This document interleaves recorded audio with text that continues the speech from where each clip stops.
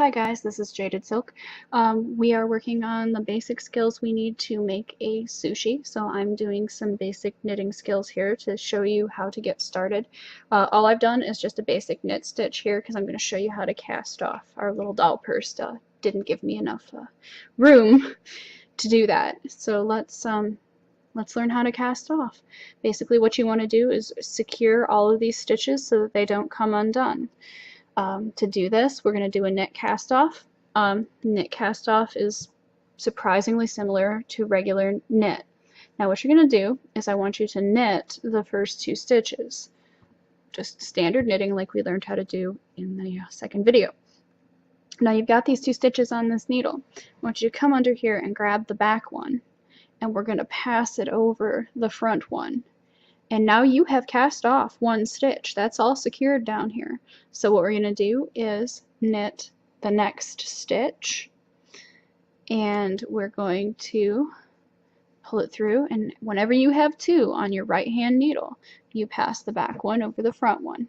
And that's really absolutely all there is to a knit cast off, a simple, regular, everyday knit cast off.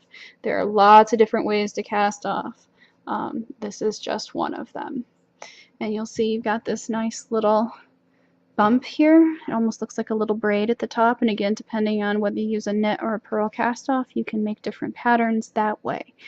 What I'm going to do is, we're in the middle of the row, I'm going to switch to a purl cast off, which you can do. You can knit and purl in pattern while you're casting off. So if you were doing knit, knit, purl, purl, knit, knit, purl, purl, the only thing you have to do is move your tail back and forth, just like you did when you changed in your knitting. It's the same for the cast off.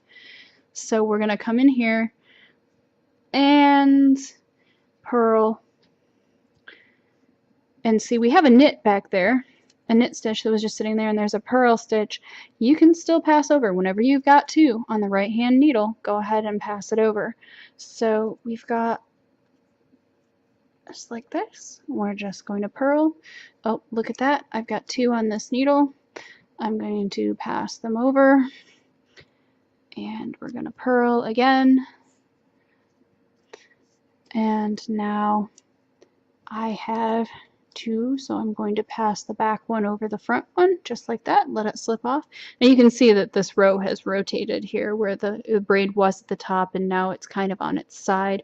It just looks different between a knit and a purl. We're going to do not grab the end here, the little end. It's not going to help you any. You want to grab this. And we're going to pull over, and one more go, and we're nearly ready to cast off. Now there's a lot of different ways to handle this one little loose stitch on the end. See, I can pull forever. I literally pull forever until it's big. I snip it off where it's attached to the skein, and I just pull it through. I'm not snipping the skein because I actually need this length of yarn, but and you just make a knot. I just literally would make a knot in the end of this stitch with the last stitch. But that would be the end of my cast off. I would just clip here, pull it through the loop, and pull it tight and make a knot. I'm not going to do that, but while we're down here, weaving in is really pretty simple if you decide you want to do that, because you're going to have all these loose ends all over the place. You can't just clip them. So what I do is I thread this end here through a needle, a regular yarn needle, and I would just weave it in. Literally, you can grab either these little cast-on loops. A lot of people really like the cast-on loops here at the bottom. Some people look for those little, I don't know if you can see them, the little holes here. There's a good one. You can see the little holes. Some people will weave it through. I can literally sit here and finger weave this because it's that thick, but I would weave it in and out of the holes at the bottom, just like this. And I weave it in for a good way. Like, I've been known to weave in for a row and a half if I have to, and hop up to the next row and keep going if I feel like it's going to come loose.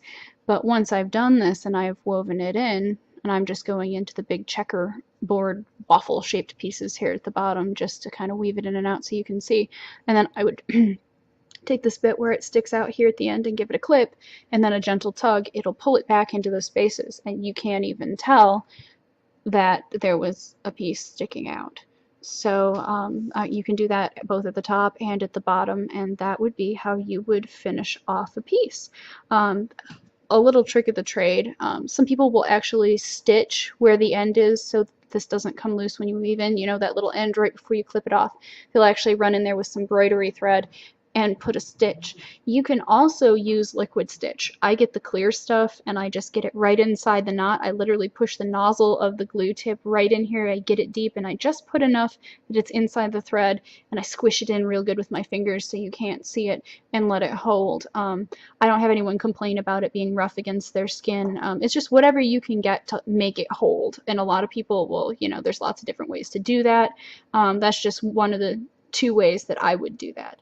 Anyway, you have now learned all the basic steps to making a sushi, and I will be showing you how to do that next. Let me know if there's anything you don't understand, something I need to slow down, something I need to do again. I've got no problem with that, and I've got lots of time, so I can make you a nice little video.